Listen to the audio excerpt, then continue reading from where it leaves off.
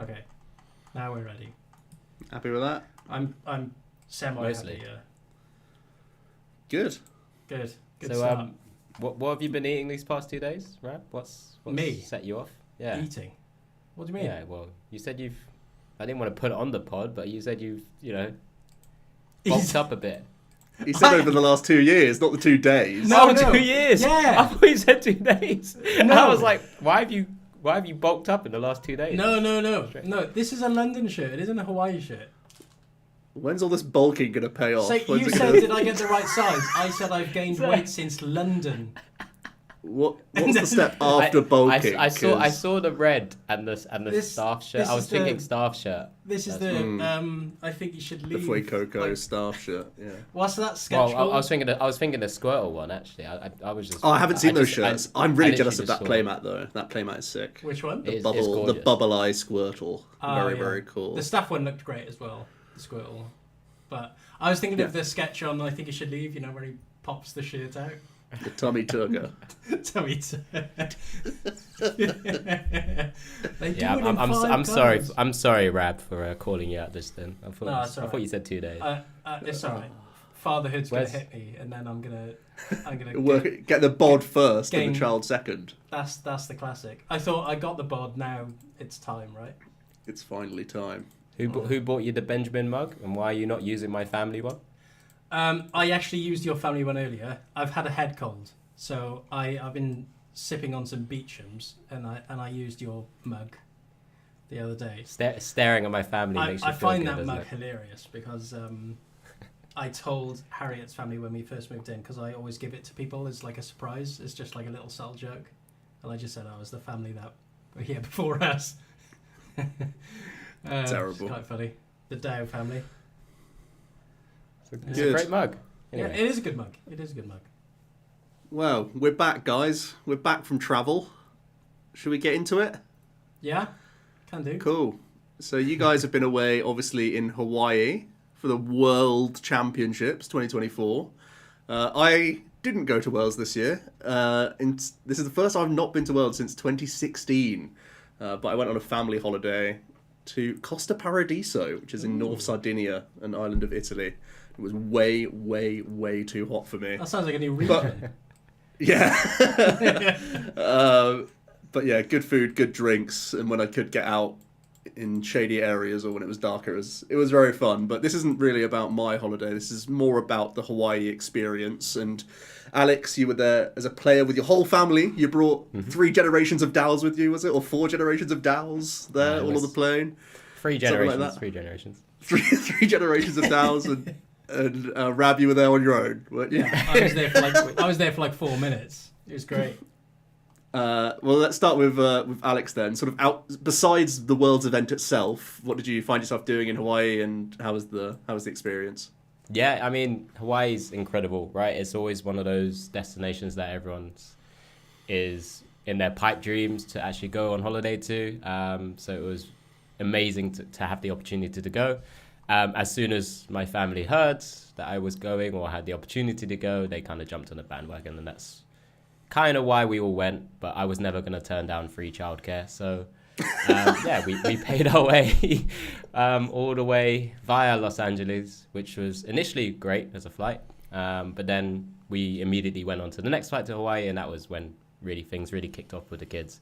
But the trip itself was amazing. You know, Hawaii was that world's destination that I'd always dreamed to go to. You know, that it predates me as a player from previous worlds. And yeah, just being able to go was great. So got there on the sort of Tuesday night, essentially just went straight to sleep. Done all the event stuff. So I stayed at the Hilton Hawaiian Village where they were doing a lot of the free events so that my kids can enjoy themselves a little bit. Or kid mainly, the other one's a bit too young probably. And then just the first few days obviously is the event itself. But then straight after that, I stayed there for an extra sort of 5-6 days, rented a large 7-seater vehicle. So I got a new passion wagon, as it were. It was incredible to drive around, but it was just lots of beaches, lots of sort of food trucks, lots of like cheap eats. I say cheap eats. It was relatively more affordable than I thought it would That's be. good.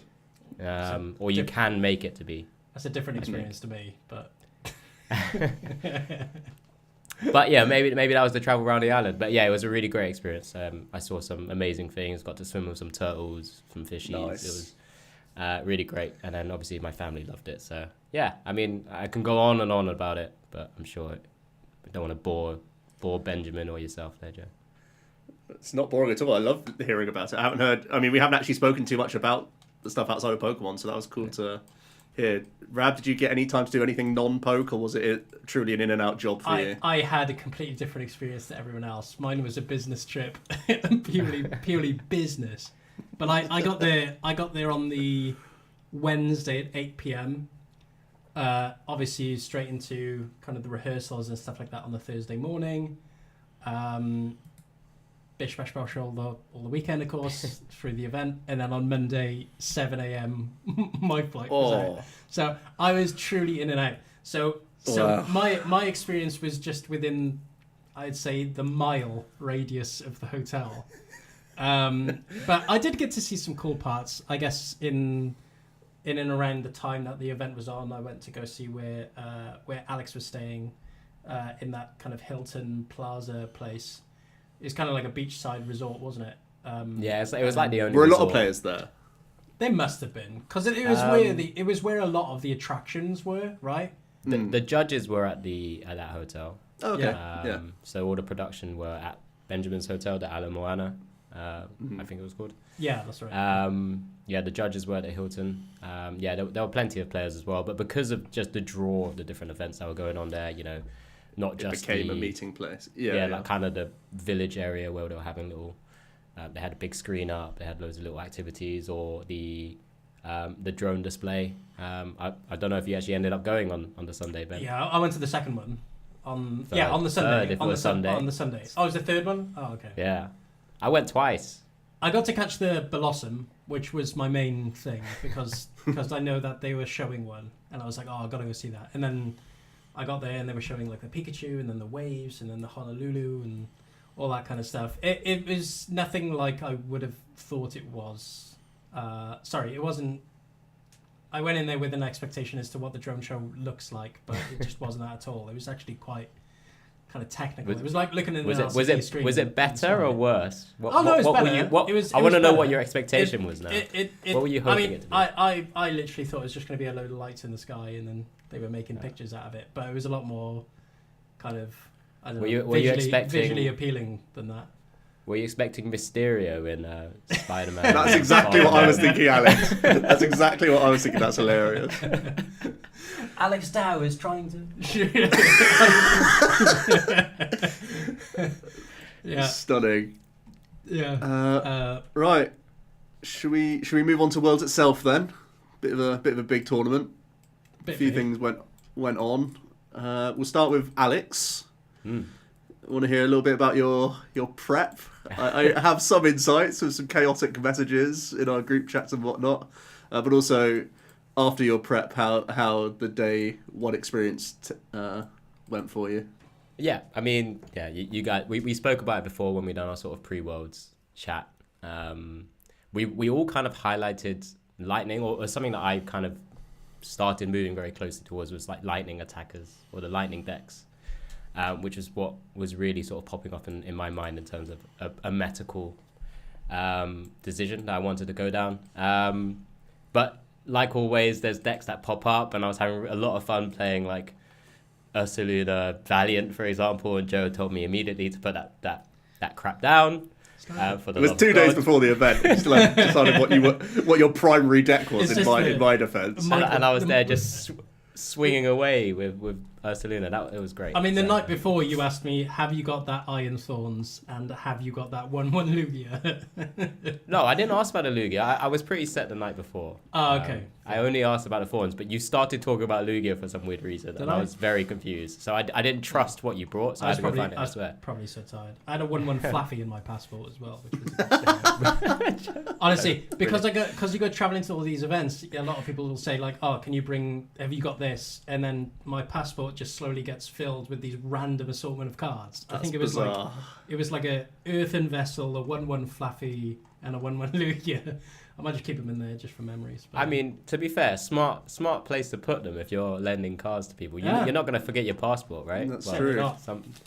Certain people have. But yeah, so going back to it, I had lists of Lugia, I had lists of Regidrago, I had a list for Miraidon, but I kind of just kept falling back on Iron Thorns just because I thought it was a really good position deck for the actual tournament itself, and that's what I ended up on. It was Iron Thorns. I was speaking a lot to Benjamin Pham and a couple other people like Toby Clark as well, because obviously he's very much a Judge Path believer, having been an Arceus player for quite a long time. And yeah, I ended up on Iron Thorns.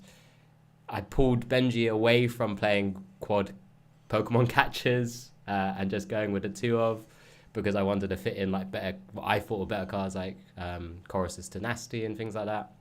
And I still believe it was a good choice. And obviously, you know, we saw what happened at the end of it. It is very matchup dependent.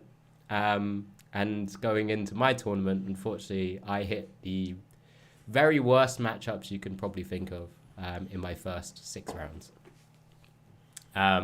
So, I mean, if you look at, I'm sure we'll touch on the deck, day 1 meta share and so on, but the top 3 decks, if I recall, were Regidrago, Charizard, and Lugia. And I felt very comfortable going into all of those matchups. The next 2, probably less so, Gardevoir and Raging Bolt. But what I ended up hitting round 1 was a Dragapult deck. It was Dragapult Pidgeot. And that doesn't really go well. Despite me being able to Lost Zone maybe 2 or 3 of his Drakloaks and so on, it's just once they get an attack going, they can kind of start swinging and rotating my attackers around and take easy knockouts. Round 2, I paired against Gardevoir, and again, as a player who knows how to play it against this matchup, and it doesn't matter what I'm able to do. I think it comes down to me having to hit one more Crushing Hammer, and I think he actually really struggles at one point. But again, it's a matchup which you don't typically win if someone's able to, or has had some experience playing that matchup from the Gardevoir side. Yeah, and then I move into an Iron Thorns Mirror. That's a shootout, a Wild West shootout, in all honesty, against a Chinese player, which is really cool to play. I don't speak Mandarin, but I can kind of understand a little bit.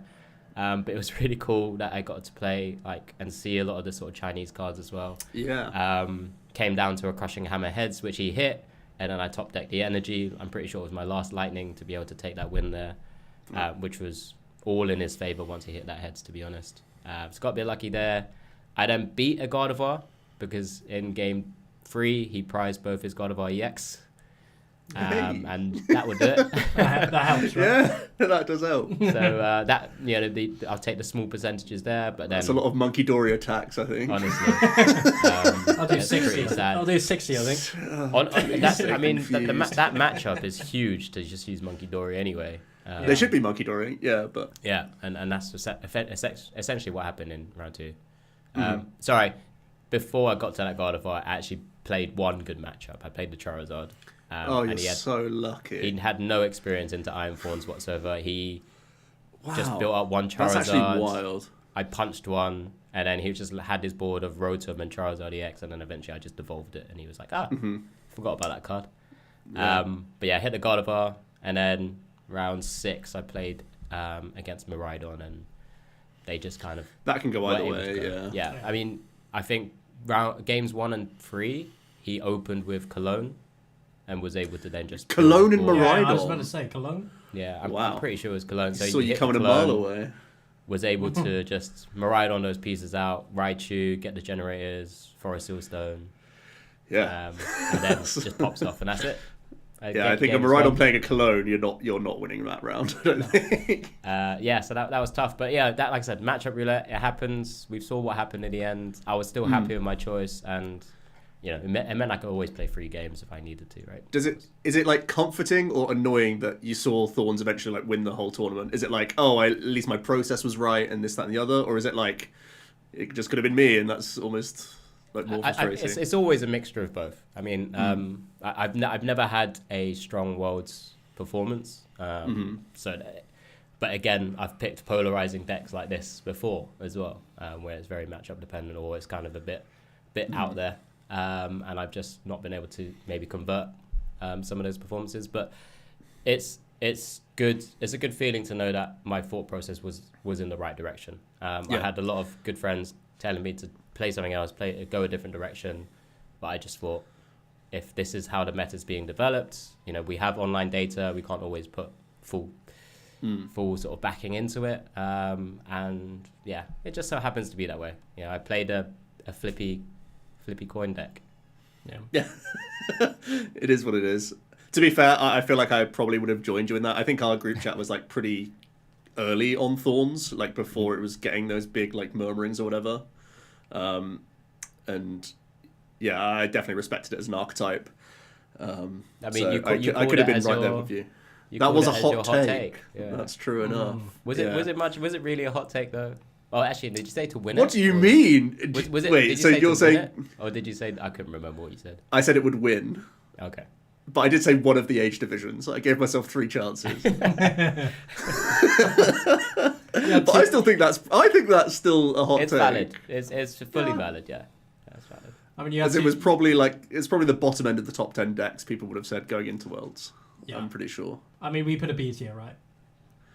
Yeah, we like Alex said. It's if you think you can call the meta correctly, it's that and Don, which both do similar things. I think the Thorns had the save for time into Zard, which was like probably why you leant that way, Alex, rather than a Don, which is like an even riskier play. Yeah, I would say. Maybe it's safer going into like future tournaments if Charizard has like kind of flopped Worlds. Like on the whole, I would say. The view was that we all still felt Charizard was going to be strong, despite it having some early turn struggles against like decks like Rodrigo. It was still a consistent deck that's always going to be there. I mean, definitely. It was still a good number of players played it, right? Yeah. Oh yeah, absolutely. Second most popular, was it? Something like that. Second most, yeah. And so, anything else you want to say about your experience now from the tournament itself? Was it like spacious? Was it nice? Like, how was the pre-show and stuff like that? Did you enjoy those aspects? Yeah, I mean, I spent a lot of time with sort of the European players, and obviously because I was closely with a lot of the CCG members as well, like Benji, and then there was like Robin there and a few others, but there was a couple of technical issues, I think, from the opening in the show. morning. Yeah. So it's delayed by half an hour. So it was quite amusing to just have the like opening intro video play without any sound whatsoever in the hall. That's bizarre. And then suddenly just the timer keep increasing by a few minutes. But yeah, it's one of those things. It happens. It's gonna happen. Yeah. The hall itself, I mean, the convention center is quite nice because they had so many things far removed from the actual sort of playing space. Because obviously they had the Hilton Hawaiian Village and all the kind of like family type activities that are happening completely separate. It's like a 15-20 minute walk away. It meant it was very concentrated for the actual playing space. Generally, it was quite fine. Most tournaments, they get a little bit crowded when people are maneuvering around to find their tables and so on. When you get to kind of the lower ends and the bottom tables, I think the tables actually seem to have shrunk because 2 playmats started not filling up or overfilling the space. But you literally got pushed down. Pushed down to the lowest. Oh no! But it looks amazing as always, right? I mean, I think I've spoken before about just ICs being like a spectacle, and Worlds takes it to another level. You had the whole performances that were happening for the opening shows, and just the whole vibe was just really, really cool. And it was just kind of an amazing. It's always an amazing experience to try and get to. Awesome. So then looking behind the curtain, Rab, behind the scenes. you were obviously you were working, obviously. Yes. Not on camera, but in the shadows. Yeah. Not actually sure what you were doing, to be honest with you. Can you go into what you actually did? Because I'm not certain you actually did anything. So the role I've done only once before. So it's the role of SME, subject matter expert. So you are the expert that everyone turns to. Everybody turns to me. Yeah. No. So for World specifically, because there was a new layout, they kind of had a new system going on. So the new stream layout, you mean? Yeah. The new stream layout. So whereas I was involved with that before, this time I wasn't. So my role purely came from a perspective of kind of a liaison and being kind of a little bit of a voice for the stream team in terms of giving different camera angles and perspectives as to how the game is going. So for somebody who's not used to the game, for example, who is following the camera angles and directing and getting used to the game, it's good to have. You mean like going between players? Yeah. Or like when they're shuffling, or when there's downtime, making it more interesting than just a table that's not changing. Okay. As well as that, it was kind of being the information dom, I like to say. So on the Thursday, for example, what do you want to know, mate? What do you want to know? You'd get there and you'd gather your information regarding players, and you'd be able to coordinate that with your casters. So giving the casters obviously a plethora of information going into games about players and where they stand in terms of leaderboards and what they've currently achieved and what popular decks they've been playing and stuff like that. That's the sort of information I was pumping in, and then of course being an extra eye on the games as well. Really enjoyed it. It was a great experience. Obviously quite different to my EUIC experience, but one that was just as positive. Of course, with Worlds, there's an extra layer of excitement. Everybody's there to be playing against the best, playing from players around the world. I got to know a lot of the Japanese production as well, which was fantastic. Those guys were awesome. They were so friendly, so welcoming. And of course, I had David Hockman there as well. I haven't seen David since 2018. So as soon as we saw each other, we just hugged each other, and it was like, oh my god, this is crazy, because this. Did you even know David Hockman? Yeah. He is David at best mates. So the last time I saw David, he was casting, and I was playing. So it was quite weird, because obviously the last time we had met, we've both kind of had a very different experience with Pokemon since then. Of course, he went to Japan, and now he was judging as well. So it was really quite weird, but really. I think he loves that role as well. Was he an intermediary of the Japanese and the rest of world stream? I don't know. So I think he was one of the judges that were running between the stream and the kind of floor. Okay. But yeah, more to your point. But also he helped a lot out with pronunciations, and was able to be a voice for the casters to lean on in terms of who is this player? Do they have a background? Do they have a history? And then of course I would jot that down as well, and then give it to the casters before the game. I was looking to see. I don't know if David might know something like this, but a limitless equivalent for Japanese results, because it always feels like there's some mystery around Japanese players still. Because unless they've done really well at a Champions League, we really don't have much information on a lot of Japanese players, right? It's like you've had to have done well at an IC or Worlds, and they have to stick their neck out just to go to an IC, or they have to have done well at Nats or Champs. So. That's so true. So a lot of the players that we had featured from Japan were those sorts of players. So players that have been kind of the top of their game within the city leagues and also the Champions Leagues as well. Mm-hmm. Well, even city leagues, other than. I don't even know if there is a place where you can look at an individual player's City League results. You can look at them on Limitless. So Limitless have the City League standings, right? But do they follow name? Is there a list of player names? I don't know that. There's Japanese player names, but not translated. Can you drill into those players and see their history? No, I don't know, Alex. That's kind of what I was thinking. I'm literally on it right now. Yeah. I was wondering, surely Japan has a similar website or something akin to a Limitless where Robin, if you're listening, start sharing some of that lovely website of yours to our friends. But some of the players I got to meet as well, which I've obviously never met before. It was I saw great, Benjamin get a lot of hugs from random Japanese people. I was. So it was the life of the party. Because of course you watch Champions Leagues and you get to know a lot of the culture around Pokemon in Japan, and they're like.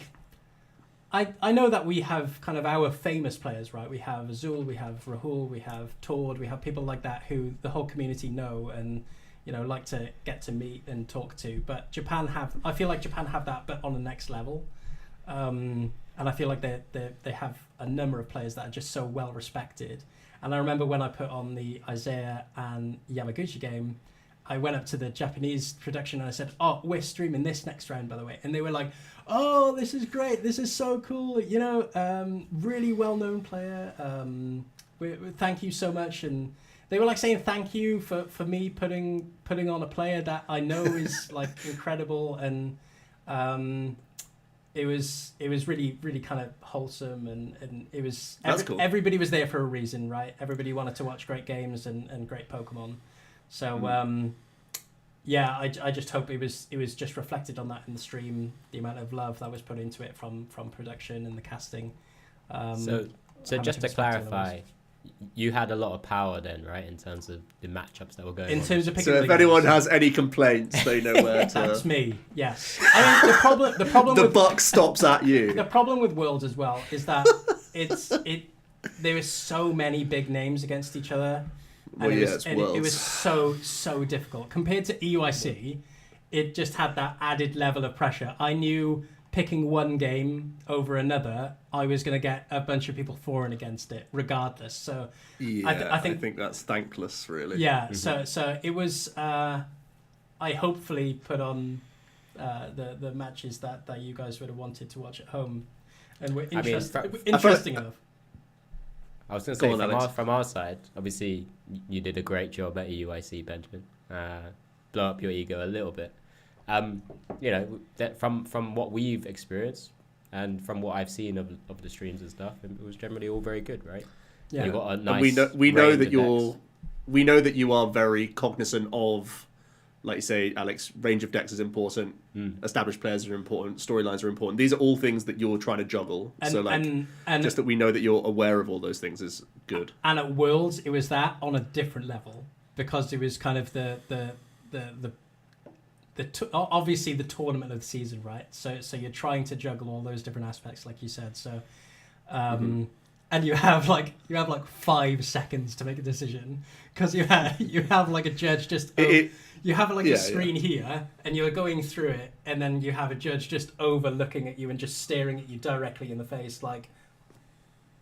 Have you picked it yet? Have you picked it yet? What table? I was there when Ben was having to pick one of those. He was just. Oh, that was even worse. The judge So was What I love about Rab is Rab probably spends the whole hour worrying about the next 1 minute interval that he has, where it's crunch time and he has to actually say the table number. So the worst part about that as well is that you have players like you kind of want to watch, right? So you have about 20 people's names in your head and what record if they they are. win, And if they win, lose, I can no longer have them. Exactly. Yeah. And say if it's like you've just had a Regidrago mirror, and then the next round that person you really wanted to feature is against Regidrago, or it's a Regidrago mirror again, or it's a bad matchup.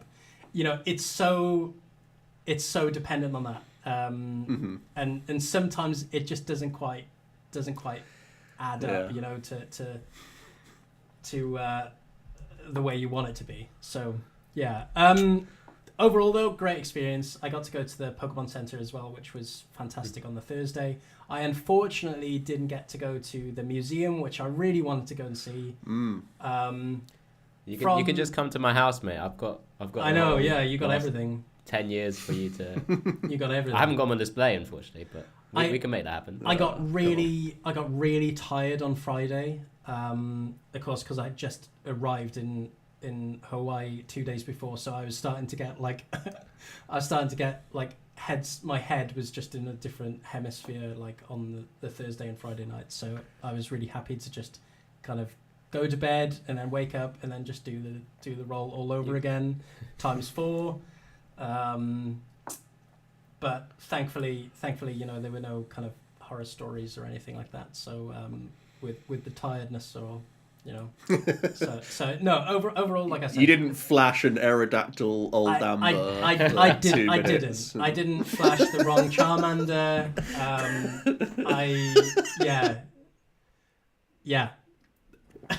Overall, that wasn't in my hands. That's a huge win. How Ben is that's a win. speaking right now was how he was talking when I went to see him like Friday or Saturday. I can't remember what it was, but he was still Barely not. a sentence. Yeah, he was still not actually back on any sort of time zone, in all honesty. No. I I still... There was definitely a 2 or 3 minute period where Doz was trying to get his attention and he was just aloof. He was slacking it up. Well, that's why you only have 5 seconds, because you've wasted the first 5 doing nothing. But And I had to get his attention. He was just like, just clap him around the head. And obviously, we know our Ben. He jumps at any opportunity. He jumps, boy. Yeah. And obviously, any opportunity that I'm gonna, make him jump, I will do so. The funny part about that is when I first meet casters, when I meet casters for the first time and they touch my shoulders or something and I jump and they're genuinely like, "Oh my god, I'm so sorry. Like, are you okay?" And I'm like, "No, I just genuinely really jumpy." But no, you are right. By like round 8 of the Friday, I was basically speaking in tongue. The only thing I was eating were Twinkies because I'm adamant that's the best thing to eat in the US.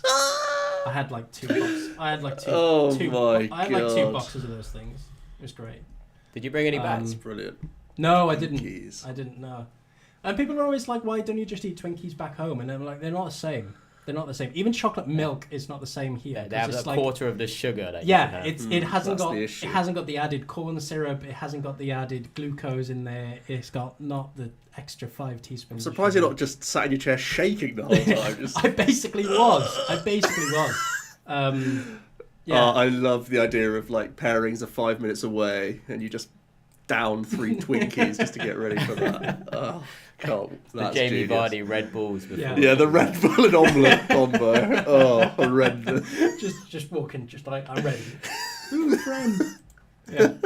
No, and of course it was great to meet some of the US casters for the first time as well. I'd already met Chip, of course. I'd met Puga a few times as well, which was great to see him again. Again, very different circumstances. Like David, the last time I met him, we were like playing Cube in like EYC Berlin, which was crazy. But I'd met Kyle Sabelice and his brother Adam Skarzig and Boo for the first time, and Pablo as well. Shout out to him as well because he said how much he likes the podcast, which was great. So awesome. shout out to him as well. But no, they were all fantastic, great people, and I'd be looking forward to working with them in the future, I hope. Should we get on to the tournament itself in a bit more detail then? Go through this like day 1 and 2 meta, or have you been throwing those up, Rab, as we've been talking? No, I haven't thrown them up as of yet. We can go through day 1 if you want to. Unless he's doing it with his eyes to like bring the windows over. His hands have been like all over the place. No, yeah, I've got day 1 up now. I've got day 1 up. Okay. Well, do you want to take us through it then? Because we can't really see. You are the SME. we can't see. Yeah. You could be our graphics. SME. You could be our graphics guy. I mean, day 1. So I'll go through the decks because you can't see. So number 1. And it's a podcast. So Reggie Drago at just under 25%, so 24.17%. Most represented deck. Second, we have Charizard, EX. Third, Lugia. Then we have Gardevoir, Raging Bolt, and then Iron Thorns. I think when I first saw this graphic, the 2 things that surprised me only, really, were how popular Regidrago was in terms of just being under 25%, which was, I think, for people who underestimate the graphic of decks represented, 25% or just under is a crazy amount of one particular archetype. 1 in 4 matches, you're going to be up against it, and then Iron Thorns being unless you're Alex, and then you won't. Yeah, Iron Thorns being on the day 1 most popular, graphic. It was 5.5. So 63 people had brought it into day 1. Which so it does show that people generally thought there was like a top 5. Yes, and then the Thorns was like the top metacal deck, right? That's kind of what it shows. And it shows that a lot of people just went, I'm defaulting to Drago, it gains new cards. Yeah. Why am I overthinking anything else? Yeah. We might not have it up, but do we ahead. have just a quick view of one? We don't have to show it up, but do you I have don't a have good it, idea but what the rest of day 1 was? Yeah, so Snorlax was like 4%, Miraidon was like 4%. Those were trailing slightly behind, and then there was like Goldengo at 2% and stuff like that. Yeah, So. those were the only two that I was kind of interested There in. were some. They were very slightly less than Thorns. There were some decks which was always my favourite part of any tournament, to see the unknowns on the graphic, and there was one Spidops EX. So shout out to Once someone that brought person. Spidops. That's genius. Couple of Palafins as well. But yeah, talking about day one. So no surprises for me really. I think as well. Apart from the two surprises you just said. Other than that, other than what I've already said. But I think Raging Bolt as well. I think a thing that I pointed out was that the format has these 3 different archetypes which can pretty much plow through anything turn 2, right? Or even turn 1. Or even turn 1, yeah. So Raging Bolt, Miraidon, and Roaring Moon, yeah. And I wasn't surprised, but I was expecting really Roaring Moon to be on top of those 3 decks. No shot you were thinking Roaring Moon. I was thinking Roaring Moon. Bro, there's no shot. We did the right. Let's go back to the tier list, shall we? And actually check the receipts. No. I still agree with the tier list. I just thought Roaring Moon would have been the most popular out of those 3. There's no way you thought Roaring Moon was going to be more popular than Bolt. There's actually I no thought- way I- in this world. I thought Raging. I don't know why you're dying on this There. hill, because it's just like I don't agree with I you. just thought it That- TCG I think the SME, Joe. Leave him alone. All right. He is the expert, I suppose, but even the experts can get it wrong sometimes. That's crazy. Can't believe it. So the only thing that I saw pre-Worlds about Moon was like some the website Notes, which is used a lot in Japan, like a big comprehensive article about a very similar list to Sinosuke's second place 60. So I thought there may be some Japanese representation, but I really didn't think the West were respecting Moon like at all.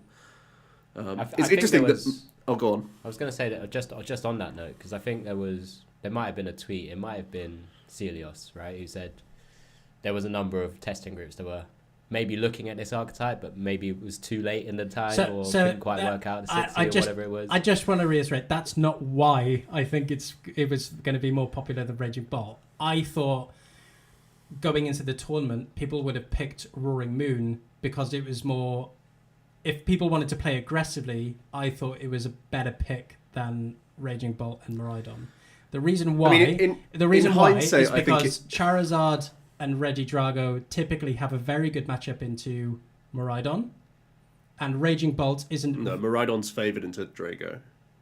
Do you think so? I mean, it is, so... Not according to the Ian next Robb might have something else to say, but you saw the same tweet, yeah. But I mean, Jesse beat like 5 of them. So. And I don't well. think, just to end this as well, I don't think Raging Bolt is versatile enough as a deck. I mean, we all agree on that. Like we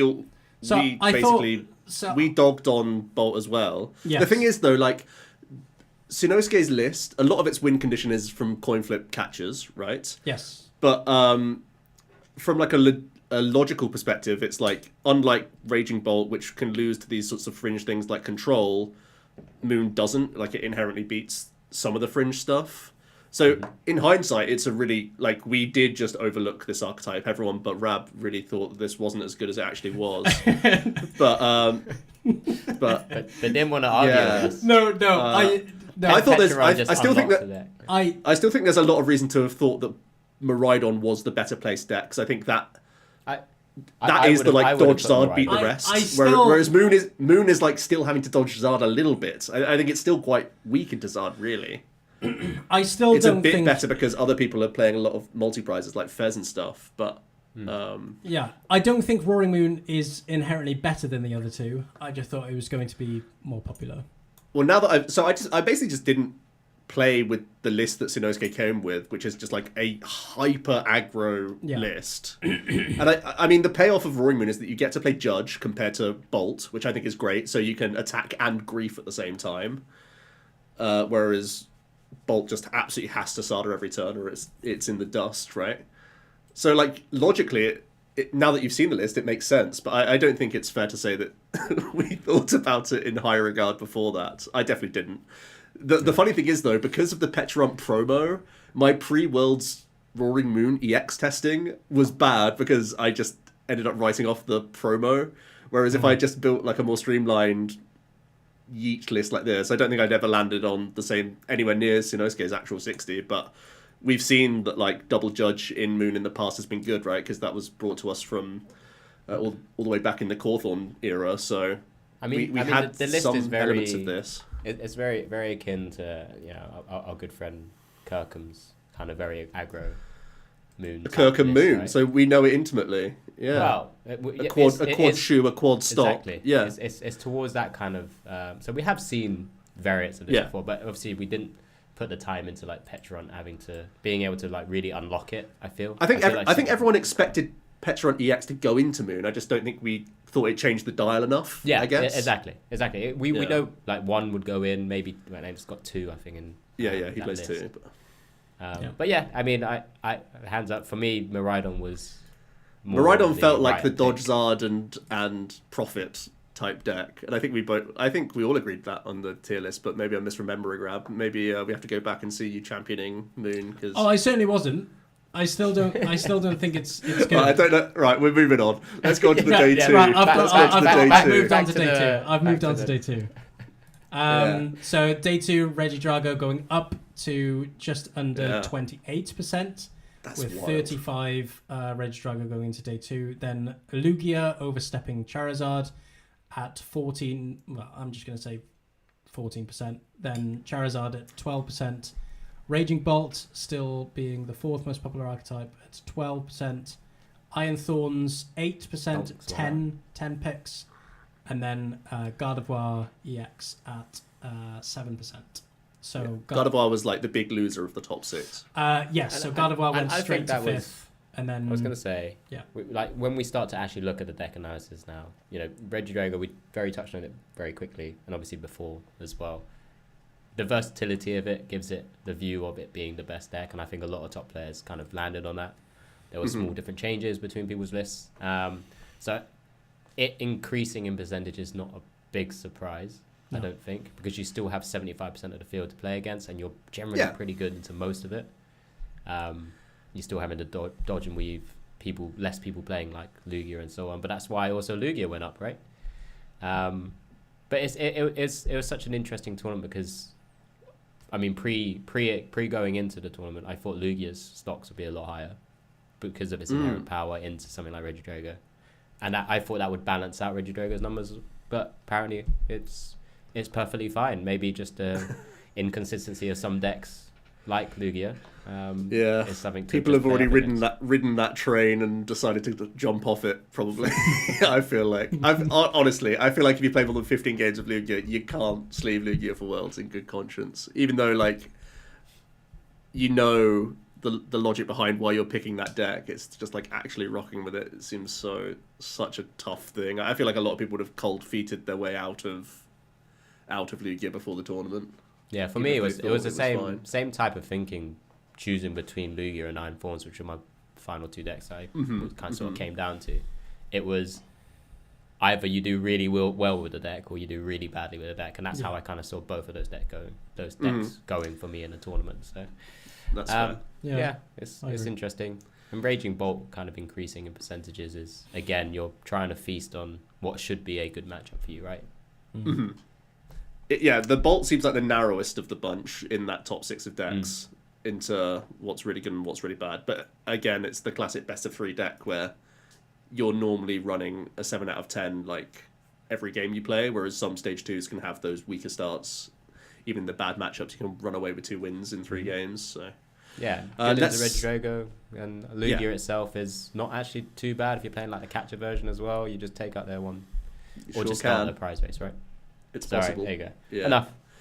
Let's go to the top cut then, where it continued to be 4 Drago in our top 9, and it eventually became a top 8. Michael Davidson beating Rahul Reddy, who got into the ASIM cut and lost playing Lugia up against Michael with Reggie Drago. Half the top cut, Reggie Drago. Again, that popularity behind it feels like was placed in the right deck, to be fair. And Alex, you've already talked about its versatility. But then the other 4 decks are all decks that seem to be punishing Drago players that were gravitating towards the top tables, right? Yep. Aggressive, low to the ground decks. Jesse Parker's Miraidon was kind of the story of the tournament, I think, over the first couple of days, where he was 12-0 in the Swiss rounds, which is just absolutely insane. Fernando himself was 8-0 after day 1 with Iron Thorns, which is really incredible. Had a couple of losses early in day 2, but like stabilized and ended up in that cut, which is awesome. And then who was on the winning then? Was it James on winning in? I can't remember that we saw for one of those rounds. But James was, yes. James was on the winning. It was, right?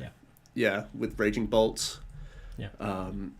So yeah, it turned out that the evolution decks may have been a trap to get these ridiculous records. Do you think any of that is to do with the having fewer rounds and like the emphasis on ties being terrible at Worlds? Do you think that, because it didn't influence deck choice hugely, like maybe a bit less Gardevoir than I expected, but is this more to say that like Kyurem and just Dragapult spam in Drago is too much for these evolution decks to actually come away with like only 2 losses in the tournament? Is that more of a story, or is it like a story of the new system, you think, guys? Alex, do you want to take this one because you're playing? That means Ben has no. You views. can chime in, Rav, if you have any ideas. I can talk to it. Yeah, there's. I think maybe the whole idea of the new structure, maybe it's a bit too overstated that a tie is actually completely worse thing. I mean, not a lot of people ties too much. Yeah, a lot of people have generally. Sometimes, but naturally they're always bad, right? You can still tie one. I think was there only one person who actually went in with a 6-2-1 record that made it into top 8 in the end. It was, is that right? Top 9. It might have been Rahul, I think. Oh, okay. Because I think Rahul had to win all of his rounds. Rahul went in. He must 6-2. You mean? Rahul was at the start of day 2. He was on the actual bottom table, and then won. That's a pretty cool story. And then won 3 games in a row, and then we had him on stream against Zach, and then So he won out, right? When is the game against? So he won out. Like that's going in at the very bottom is a real tough place to be, and you can still tie one round.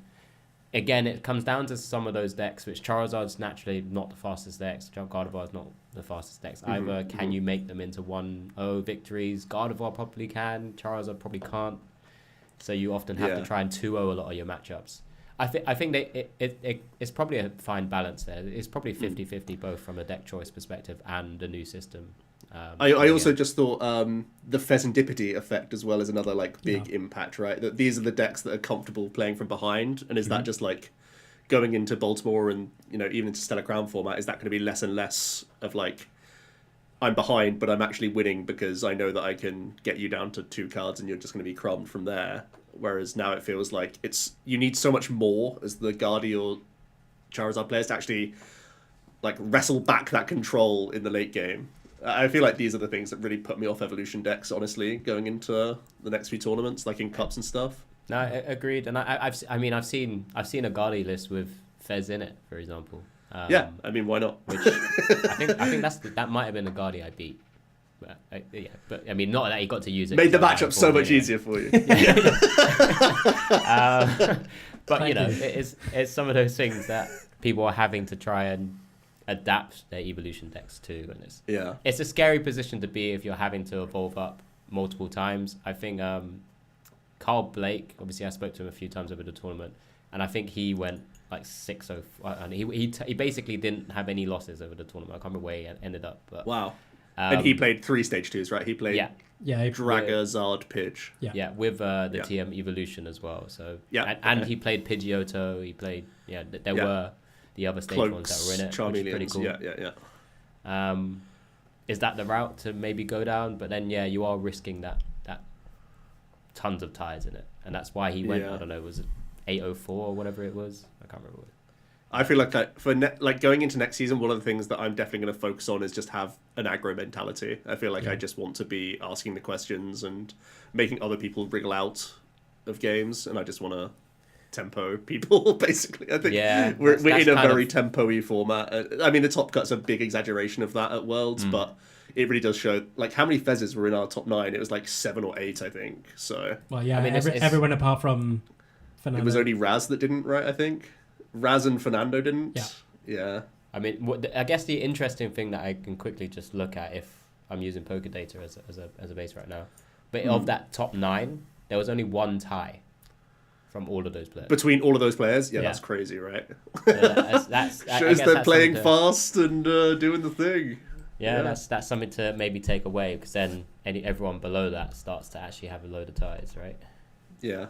It gets them. I mean, obviously, top 32 at Worlds is still an insane achievement, so it's not like any of these have had bad runs by any means, but it's a big step up to actually saying you could have ever won the tournament versus like not because of deck constraints, really. But yeah, I mean, what's from our previous tournaments that we might have seen? What's the usual tie rate? Because I think on Poker Data it says 0.0, so 8%, 8%, 0.08, and I think normally it goes into like the 12 to 15. Yeah, I think that sounds low to me, and that again could be because of just the nature of the tournament agreements and the tournament. People gravitating to different decks. That's an interesting thing to think about, actually. Talking about the top cut in a bit more detail then, of course, we had the controversy in the top 8 game where we saw Fernando and Ian playing against each other. Ian convincingly winning 2-0. He high-rolled Cologne on turn 2 of game 2 to win, like on the spot against Fernando. He took his celebration maybe a little too far. I think we can all agree on that. I don't think anyone really questions that now that we've sort of had more time to settle on it, and the Twitter storm has calmed from the initial like reaction of it. And he ended up receiving a match loss in that top 8 game. So Fernando, despite losing a 2-0 in games, the match was still awarded to him, and he was able to progress into top 4. And then from there was able to play against Jesse and obviously Sinosko in the finals. I don't think those are by any means like easy matchups either, so I still think he like had an insane achievement to then even take that top 8 and go further with it, to be fair. I mean, he lost to Jesse in day 2 in Swiss. So being able to get some revenge, being in that position to be able to get revenge in top 4, which is seeing the game 3 of Jesse is so heartbreaking for anyone who's a fan of Jesse, or like just even a fan of his run, right? Because his tournament run was a story of Worlds. I feel like he's definitely like put his marker on this year. Even just before the Worlds, like he's had an insane run in regionals this season. But just to see the three generators, it's so damning, right? Because you've seen the first 2 games and how nail-bitey it is with just the crushing hammer flip here or the 2 off a generator there, and how much it swings a game. So just to see that, like, he doesn't even know. He doesn't know. And it's so sad. It was even more painful when you had backstage the kind of the camera of the prizes, and it was just like 1, 2, and you're like, no. It's super unfortunate, as you said. One of those things, I think. Yeah, it's such a good run, and obviously you don't want to end it like that, but you know, still credit to him for having that crazy run. You know, just checking the top tables, I think every round I refreshed, I just saw him just continue being on that top table. You know, so I mean, it's still a crazy achievement, and I was obviously everyone was super happy, obviously, seeing him take the 3rd place trophy as well. So at least he went home with something. It's a bittersweet ending, but at least he walks away with a trophy and a card, and obviously a huge amount of like recognition as a player, as one of the best in the world. So that's still pretty awesome. Rab, I know you've been championing Roaring Moon for months. What did you think about Sinosuke making final and the final itself? Because I think there's a lot of murmurings that like Sinosuke could have played differently with Petrarant. I feel like that's the thing that everyone's just said on Twitter, like at the time and the days following. Definitely. I think going into the final day, everybody was like, well, Roaring Moon's obviously going to take this. I think the Japanese production, when I said, so who do we think is going to go into this game, you know, more favoured? And they said, why would we even think about it? It's obviously going to be Roaring Moon. And then, but thinking about it a lot more, I think that here we go. Another nugget from our expert. The game is hugely dependent on Sinosuke's hand, the first hand. Oh yeah, because I think you surprised me. If his does it? That's crazy. It obviously, and in many ways, also Fernando's hand as well. I think. Obviously, in order to be Roaring Moon's go on. I'm In order to Professor Sada, they need to discard a dark energy. If they start with Sada in hand, it's obviously brilliant. If they start away with they've got to get energy in the discard. a method of getting energy in the discard. And I do feel like if Sinosuke did start Vessel, Sada, Double Moon EX, maybe Petra, some I do think that would have made a difference in the final. Let me summarize it then. A dark patch as well. Drew bad. If Iron Thorns against most decks in the format, including Miraidon, survives for the first 2 turns, they're having a great time. I think a lot of people were thinking Roaring Moon is going to have a great time with just going Frenzied Gouging, but it's not necessarily the case. If Fernando has had a fortunate time to get set up before then... I feel like you basically never Frenzy Gouge. I feel like I think you just trade 2 shots, right? People had the mentality of, well, it's just Frenzied Gouging, right? But not necessarily the case. I think using Frenzied Gouging would be a lot more of an awkward method to go around it. But I think gouging is the final attack of the game. Maybe yes, you're never gonna submit energy cards in that matchup, right? Because that's the main thing you're doing with the gouging. Or if you have a checkmate scenario in which you've been able to use Calamity Storm twice, and I think that was maybe the mindset going into it, because I think everybody's in agreement that Petrant should have been put down about 4 turns before. Especially in that final game. I mean, it is weird though, right? Because if he does proactively petch, it can still be gusted and poked, and there's still energy removal. That's the thing. And he still had to upkeep his ancient men in play just so his Sada was getting maximum value. So it was a difficult juggle for him. I think everyone really overstates the fact that Sinosuke was like giga favored, never could lose, and like misplayed. I feel like that's such a like harsh narrative. Because he was backed into a corner in a lot of spots, I think. And Fernando had decent RNG with the cards he was flipping. And Crushing Hammer can obviously make things awkward as well. But yeah, you're right. I think the mentality, you hope anyway, is that they were going to be using Petrant on just a turn swing as soon as you put it down, right? The Dark Patch attach, go into the 240. I think that was possibly the mindset.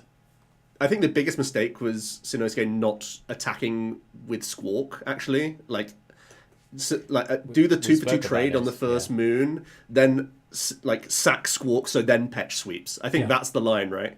Because it's very robust to hammers at that point. You've got patches just in case as well. You can get like a 4 energy Petch and just go, I'm here, and I'm hitting the next 2 attacks. Yeah. I think that had to be the line, but you can see the risks, Squawk, right? Because then you're not drawing with Sada, and it does get risky, right? So, I think that's probably right. I mean, I was one of those people who initially said, I don't see how Thorns wins this as a Thorns player going into this match. I think we can. Yeah, we all agree that Moon is favoured, and I do think Sinosuke could have played differently, but like you're going to say, Alex, there are avenues that Fernando found, right?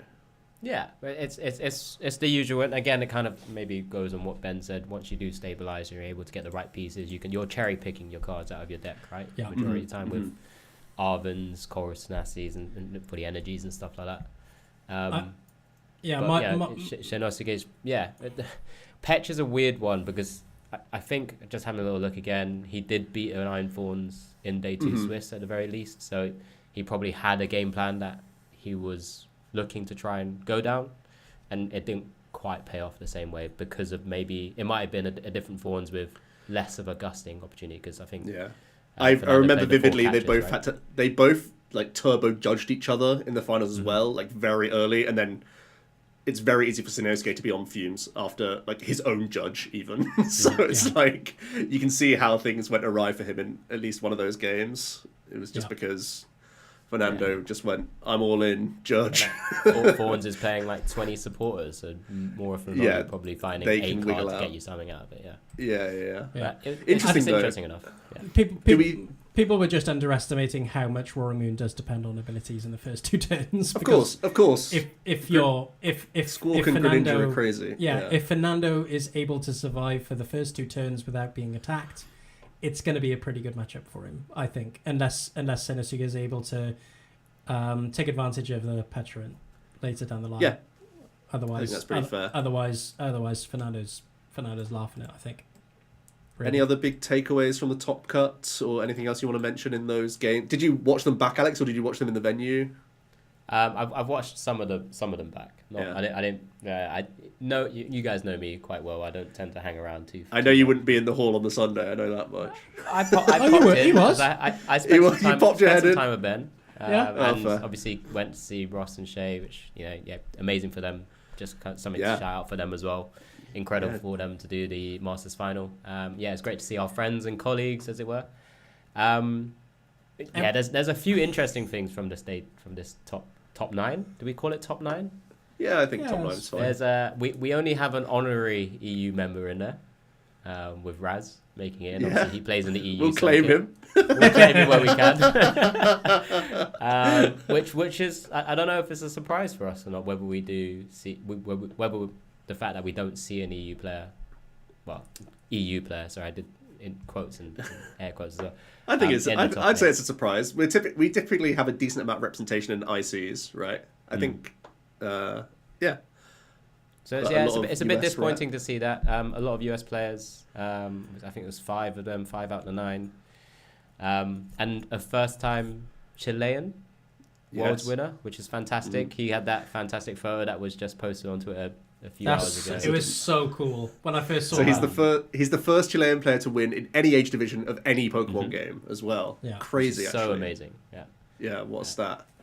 And He's 18. And it That's was- wild. 17. He's 17 at the time. It's 17 at the time. Yeah. So both players were 17. He's just started. Yeah. That's what I think is so impressive about Fernando. Like, you'll look at his limitless page and like, oh, he's only had a handful of tournaments, but he's only just staged up and he's already won Worlds, and he can like build from this so insanely. And I feel like with a win like this, he could walk off in the sunset and just be proud, or he could carry on for like 5-10 years and solidify himself as a crazy player. I've completed it. No, why not? We've seen world champs do that before. Yeah, both players 17. So Crazy. Senosuke has just aged up as well. So a lot of their achievements that I was looking at before the game were juniors and seniors in Champions Leagues. Crazy achievement. That, I think there's quite a few young players on that list, right? Ian Robb himself is quite a young player, still, having come. Yeah. He had a fantastic finish in Hawaii last time, right? That's why he was coming back. Yeah, it was second in juniors. Second in juniors. Michael There's Davidson. that crazy picture of him with a Pikachu hat on. Yeah, exactly. Michael Davidson's a young player. I got to play him at EUIC. Isaiah Bradner, of course. Plenty of things going on with Isaiah at the moment, but on the Twitterverse. But it's again an amazing player. Came second at EUIC, and again just showcasing how good he is as a Pokemon player as well. It's good to see James Goring also playing super well at World Championships.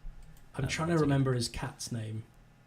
It's Rigatoni. Oh, he shouted it out on the screen. Rigatoni, I think it was. That's genius. So before the interview, Boo's kind of watching the game and taking notes of what's been going on and what questions to ask about the game and stuff. So goes out to interview and then just busts out, "Yeah, I'm just playing it because it looks like my cat."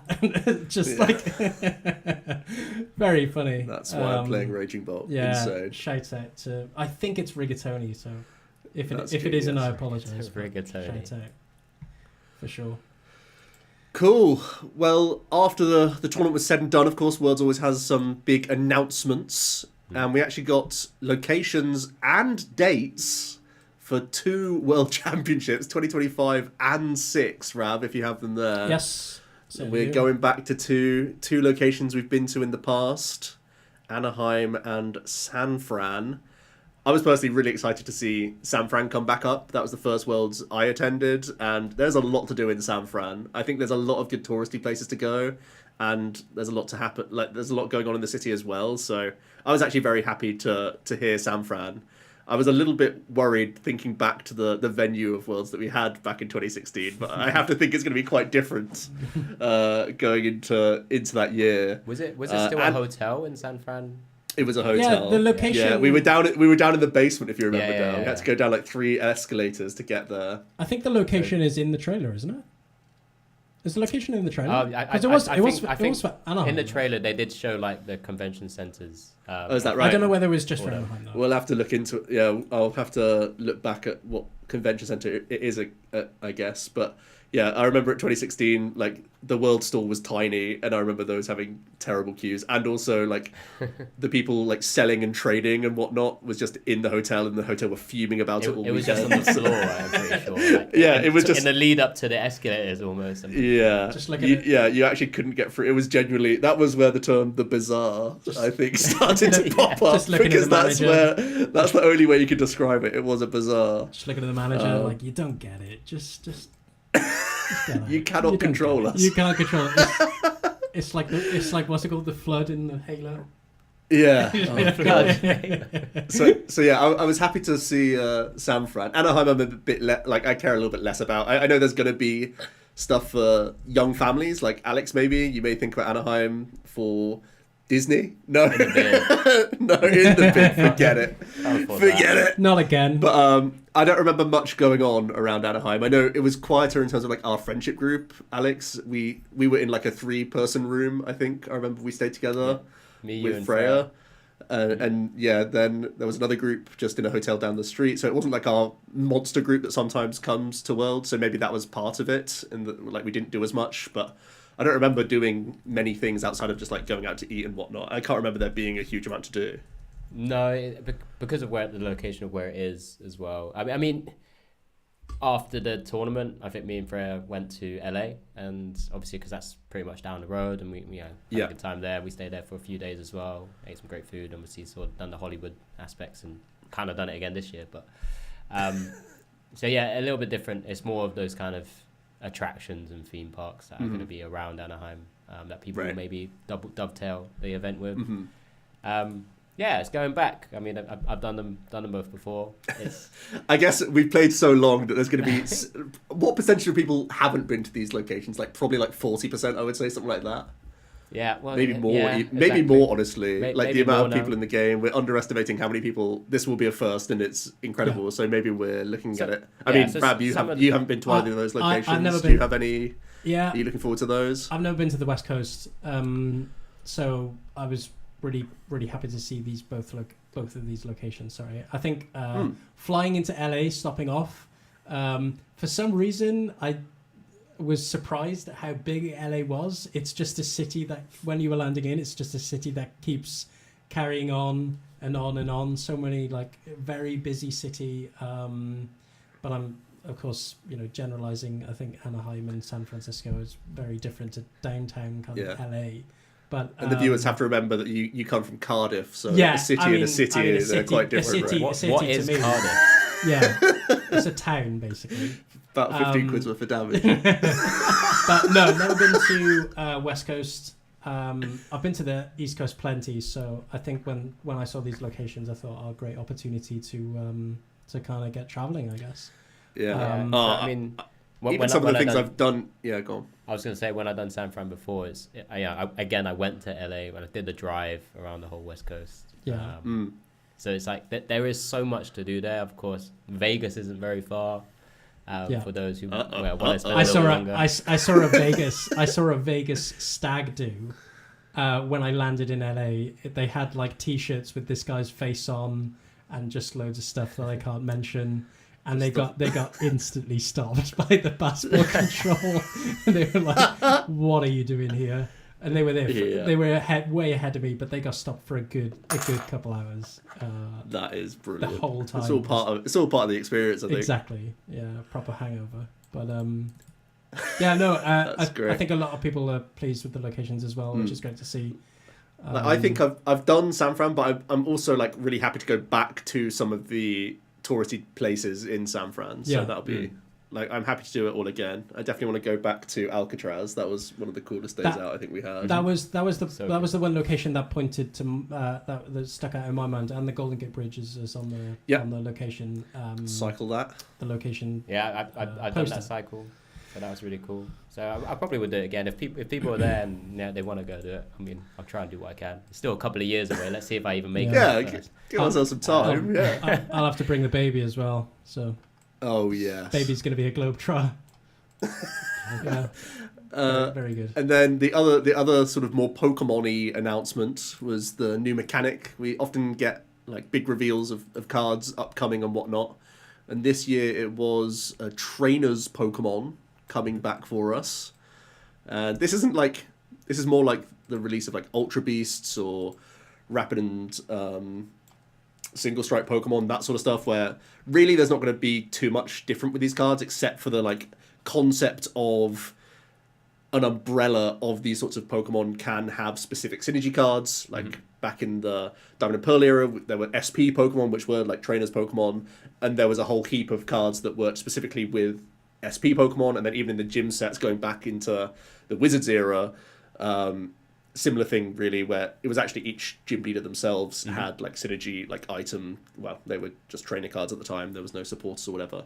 But I enjoy these sorts of things because it can create interesting deck building puzzles for players, and it also allows them to create like powerful cards that they typically couldn't, under the restriction that will only fit into like one deck. Similar to how like Ancient and Future are bundled together, you see really powerful cards in one package because they can get away with it because it's going to be specific to an archetype. So I think it's interesting from like a card design perspective and like a variety perspective from like deck building and challenges. So I'm personally quite happy with the new reveals. They don't seem too chaotic and crazy. There was rumors of like tag teams, which I don't think was ever going to happen again. But like there was I had somewhat of a fear factor that it was going to be way more crazy and wonky than this. But this seems like quite reserved, which I'm personally quite happy about. Yeah, I mean we've got to a stage in terms of the kind of archetypes and the meta and the decks that we've got now. We've seen things like V Maxes come in, free prizes, the tag team, the free prizes obviously that you just mentioned down there, where it kind of goes all crazy. I'm excited because I actually really like the Ancient and Future kind of archetypes. Instead of just sticking to like a type where decks sort of revolve around the dark package or water packages, for example. Yeah. Because now we're gonna revolve around sort of associations to M or associations to a Marnie, for example, and those kind of synergies are going to be usually are really cool, right? And of course, some of those reveals of the actual cards themselves, we haven't even mentioned the name yet, but Zoroark is back. It's on the screen. It's on the screen right now. Okay, there you go. And Tord was where I left him as I left that Sunday evening, and you could see him just kind of. I think there was a Twitter like video of him like celebrating immediately, and he tweeted, "We're back," as soon as he saw that. Which, if anyone's seen Tord's Twitter or general sort of accomplishments, there's been a long list with Zoroark on it. But trade back as an ability, which is amazing, and then Night Joker is actually a pretty cool attack as well. We don't know enough about it yet, but already it seems okay. Just from the one Pokemon we know it can copy. And there'll be more. That Reshiram and Virtuous Flame, which is really cool. But yeah, I'm looking forward to it. We're obviously going to get a load of sets first before we start to see. Maybe each set might have a core around one of the sort of one or two trainers. Of the trainers. Yeah. With some little bits here and there, and that kind of makes it even more cooler because we'll see like collectors have to pick up things where it's like maybe there's like a more N-centric set, which would be kind of interesting. But we'll see. It's really cool. I'm excited for it. It doesn't, like I said, it doesn't change too much based on what we've got right now with the stage 1 and stage 2s, which is really cool. When I first saw the trailer, which I thought was excellent, by the way, I thought the trailer was brilliant. For the Charizard and the Chien-Pao fighting, because it was obviously relevant Pokemon to the TCG meta right now, I think that was the awesome to see. Yeah, but so you know what I mean. And I think I just the first thoughts I had was that I just love these cards from a cosmetic standpoint purely. Joe, one of my favorite sets is Gym Heroes, Gym Challenge, and I forget the Japanese set. VS series, yes.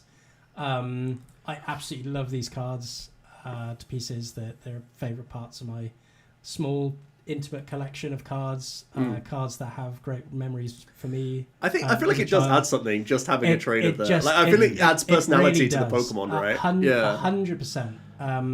And then, of course, lo and behold, I remember that these cards are playable, and then trade comes up, and the whole. It was such a great. What was the reaction to trade? Was it a big? It was such a great reaction. It reminded me of, like, a Super Smash Brothers new. Oh, I love rewatching those. New playable character. New foe like, appears. Zoroark enters the battle with Trade and Light Joker, and it's just like, it's like it's we're literally already, like Deadpool fan service. We're already hyped by the trailer, and we know that, of course, the first part of that trailer is Lily and the Clefairy. So a couple of the people around me were already like, it's gonna be this. It's gonna be the association thing. It's gonna be Lily's Clefairy. Which was, it came out to be true, but then of course then we got the kind of N, and everybody kind of roared, and then we thought, right, now it's definitely confirmed, and then the cards came out. But even some of the other cards, even Marnie's Grimmsnarl as well, that looks good as well. So I can't wait to see 5 energy. Yeah, it's a bit of energy, isn't it? It's like 2 Charizards, bro. It's insane. So I can't wait to see what else they got cooking, and of course, having different trainers now that Pokemon, has these such big span of characters that have grown since the last time we've had character-related Pokemon, which I think is SV, right? So we've had since then so many different characters. I want to see, Samson Oak, and I want to see like, I want to see. You are going to be bitterly disappointed, my friend. I want to see all these trainers. I want to see. Show me Cedric Juniper's team, please. Please, I want to see all of these weird and wacky trainers come in. That's so yeah, I mean, it's I was really happy, and it meant even more being there, because I've never been to like a gaming convention or a kind of, a what do they call them? The kind of BlizzCons or nothing like that. Yeah. So being a part of something like that is always great. You've been to Worlds before I've been to Worlds before. I've been to Worlds before, but it's never been the same reaction, I don't think, anyway. Do you think? I remember booing in Japan.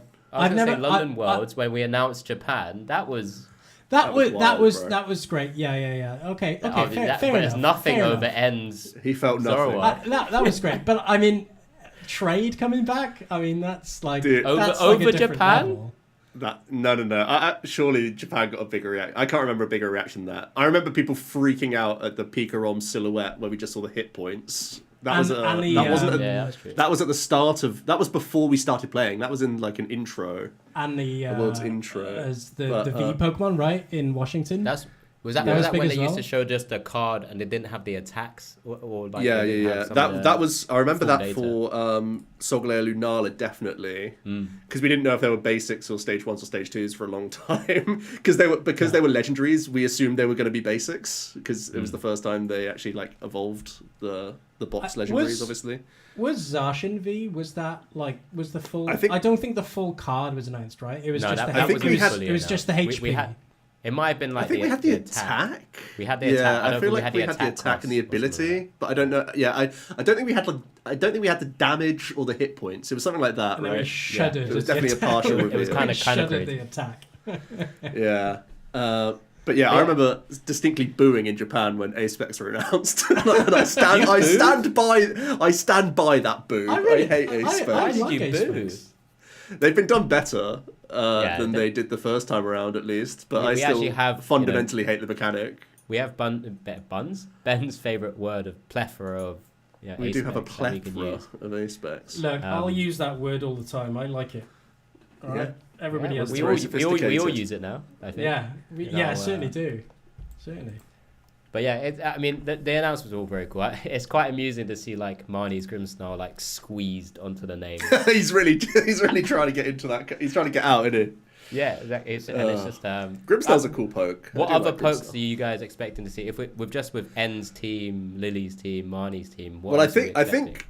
Well, in N's team, we saw that there was like a Darmanitan, a Klinklang. Oh yeah, we saw that in the trailer. Didn't we? We saw. Yeah. So I think we saw a lot of them from the trailer. Marnie, I mean, it'll definitely have a more Peko, right? We know that. might have an Obstagoon or something similar along those lines. I can't remember like all of her team, but I feel like she was like she had a lot of dark Pokemon, right? Or maybe I'm misremembering her with her brother in the games. Larry. We gotta have a Larry. Larry would have a great... Larry's Pokemon would be great. Larry. We've got to have Larry. Larry deserves justice because his supporter is garbage and he's one of like the coolest characters in Pokemon game history, I feel like. So from Scarlet Violet we have like Geeta. We've got Geeta, quite a few. Nimona. Well, we've got lots of supporters, yeah. Arven. I mean, there's going to be a lot of interesting ones, I'm sure. Larry, according to our friends at Bulbapedia, could have the Dunsparce, Staraptor, Flamigo, Oricorio. Oh, Larry's Staraptor would be so good. Yeah, I love Staraptor. There's going to be a Faulkner as well, because Faulkner has like at least 2 or 3 of my favourite Pokemon. And Erica. So many great options. We're gonna have to maybe next week we come back with our favourite trainer and their team. Are we going to tier list them, and then Ben ideal... will be like, "Yeah, don't forget about Santon Oaks." And Dark. I've always Sabrina. Sabrina. There's got to be a Sabrina. Sabrina would be iconic. They tend to like Sabrina and Erica. There always seems to be an Erica something in format. So I'm hoping they continue that. Or Cynthia tends to be Cynthia's a good Cynthia will no doubt get stuff right, no doubt. We're all speculating. It could be amazing. We're basically getting the whole. Is it Pokemon Masters? Is that still the game? Is that still going? We're just getting all of those. Right. Surprised we didn't get an update. And we love it. we bloody love it. We all just look at we just all look at Tim when there's an announcement for Masters. Is this good? Right. We were going to touch on Baltimore, but I think we've already been rambling for so long. I think we can probably end it there, guys, unless there's anything else for this weekend. I've got Jack literally downstairs right now. We've been building Stellar Crown decks today, and we're going to be recording stuff for that because it's only 2 weeks away till the new set comes out. Actually, I think pre-release is starting this weekend. Pre-release is yeah.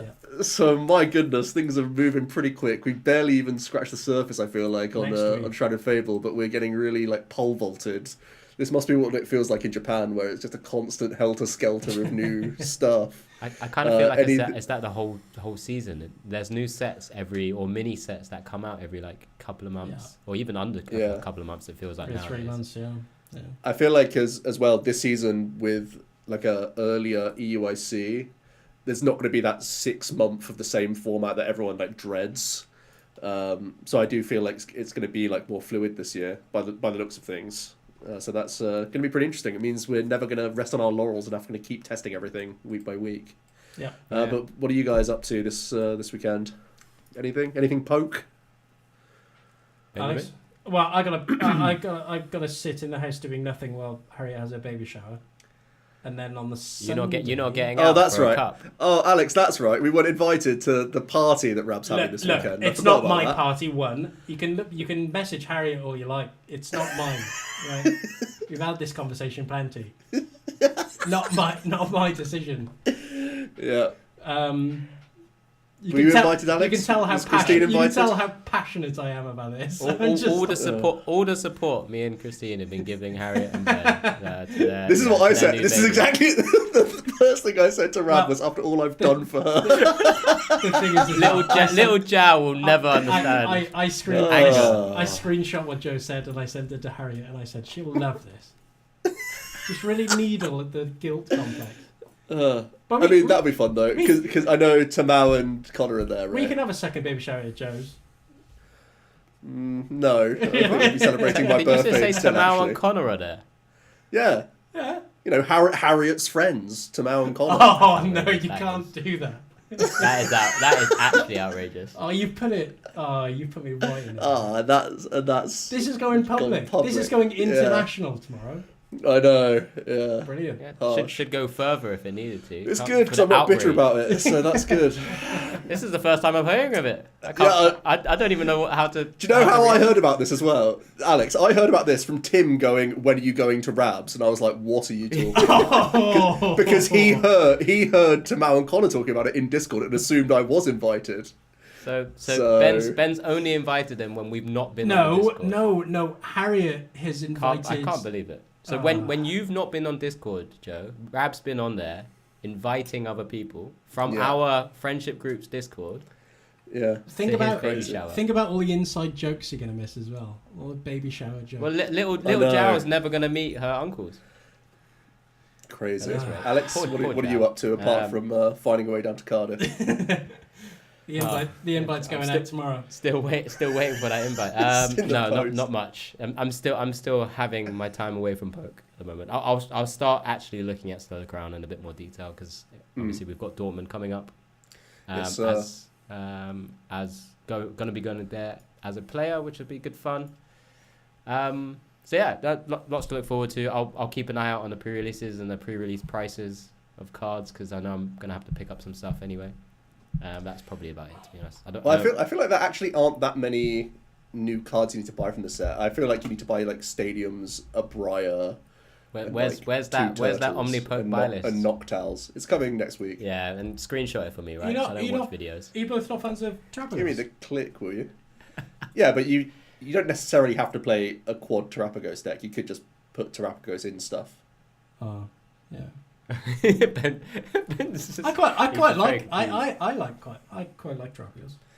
More I mean- or less than Roaring Moon. I mean, Sorry to put you on the spot. You're such Do a- you reckon?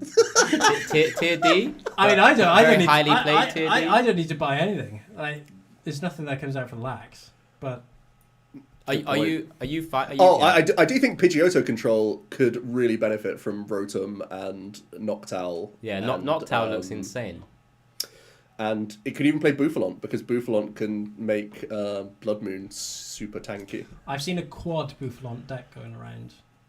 Yeah, I think that's with the new counter game though, isn't it? I Yeah. think that was a Japanese list On a that's lot- even further ahead. There's a lot of Japanese YouTube channels are playing this quad Bouffalont Yeah, malarkey. I'm not certain, but I think they're testing like what's it called, Surging Sparks format Surging already, Sparks. like Yeah. some of them. So they may have leapfrogged our format. It's really weird that we didn't have any City League data to go off of for this set. We only have gym tournaments, which is just nothing. Yeah. So it really is the Wild West for our testing, I feel like. Yeah. Cool. That's fine. Well, let's Makes sense. let's end it there, guys. Right. That was a jam-packed dep. Yeah. Catching up on Worlds and all of that. Thanks everyone for watching. Had over 1,000 views on our tier list video, Huge. and Huge, it's a huge. shame that the most watched one was probably the worst audio, and that was entirely my Not- fault. yeah. So I will just say that Not. that was entirely my fault for ruining it. And it we'll was find ruined out because whether or not it's okay. it was this ruined time. because Ben didn't, champion Roaring Moon as much as he should have. Yeah, I really wish you hadn't kept that to yourself, to be honest, because I might have won I thought Worlds if you told me this. your meta manipulation Right. is so frustrating at this point. Where are all those messages that you were sending to us to say Roaring Moon? Because I have never championed Roaring Moon. I still think it's What was this whole hour and 20 minutes of? What? You championing Moon? I've never championed Moon. I still think it's tier D. You thought it was going to be the most popular. Out of those three archetypes, yes. Because I Never didn't had think said Good. that once because I didn't before. think many people We'll were going end to it there, I think. I think that's it. And I don't think you need to justify your actions to anyone. No, So I don't need. let's, Look, just I stop don't need to recording now, I justify reckon. anything. Right. See you later. Yeah, thanks everyone. Bye.